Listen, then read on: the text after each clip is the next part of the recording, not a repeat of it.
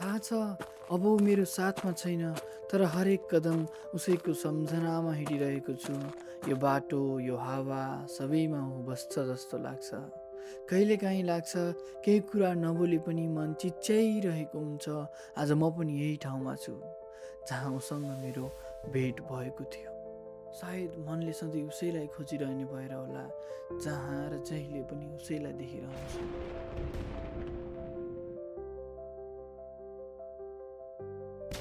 तिमी तिमी अझै पनि यही ठाउँमा आउने गर्छौ? यो ठाउँ त हाम्रो पहिलो भेटको सम्झना हो नि। तिमी, मलाई लाग्थ्यो तिमी अब आउँदैनौ होला। आउन त मन थिएन, तर तिम्रो सम्झनाले बाध्य बनायो।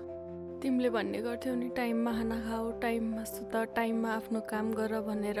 म त भन्थेँ तिमी कतै टाढा कसैसँग खुसी छौ होला। कहिलेकाहीँ प्रेमको लागि मात्र होइन, सम्झनालाई जीवित पार्न पनि आउनु पर्दो रहेछ। धन्यवाद भगवान्, फेरि मेरो सम्झना एकछिन भने पनि जीवित भयो।